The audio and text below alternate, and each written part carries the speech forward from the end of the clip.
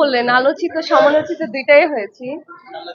যাই হোক, আমি আসলে বললাম তো যে আমি হ্যাপি যে রিমা খারল্যান্ডের একটা পার্ট হতে পেরেছি।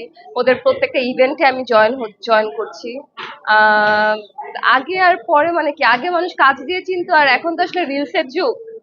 যেখানেই যাই মানুষ মোবাইল ধরে একটা রিলস হয়ে গেল, ভাইরাল হয়ে গেল। So, কাজ করছি। তো আমি একটু এক্সাইটেড আমার ওটিটির কাজগুলো নিয়ে, কারণ ওটিটিতে এটা আমার ফার্স্ট টাইম কাজ। আর ছোটবেলা থেকে ওটিটির কাজের আসলে চেঞ্জেস আছে। কাজ করতে মজা লাগে। একদিনে আসলে ওইরকম প্রেসার পড়ে না, একদিনে দুটা তিনটা সিন করি আমরা, মানে সিনেমার মতোই। বাংলাদেশের ওটিটি এখন আসলে সিনেমার মতোই হয়ে গিয়েছে।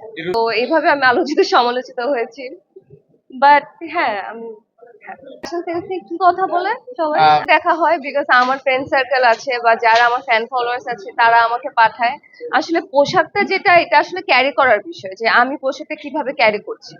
তো সেটা আমি খোলামেলা পোশাকও পরতে পারি, আমি একটা নর্মাল টি শার্টও পরতে পারি, টি শার্ট জিন্স পরতে পারি বা একটা ড্রেস পরতে পারি। It's not a big deal. আমার কাছে মনে হয় কিভাবে how you carry your self.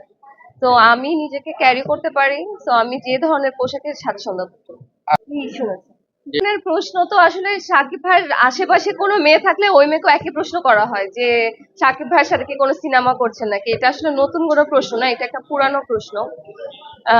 Cinema আসলে সাকিব ভাইয়ের সাথে হারলেনে আমার বিভিন্ন ইভেন্টে দেখা হয়েছে, কিন্তু সিনেমাটা আসলে সে বলতে পারবে। সে তো কাজ করছে এখন, তাণ্ডব নিয়ে সে বিজি। তো এটা আসলে ভবিষ্যতে বলে দেবে। অবশ্যই তার উপর ডিপেন্ড করে না, যে সে সে কি চায়। সে যাকে নায়িকা চাইবে সেই তো নায়িকা হবে।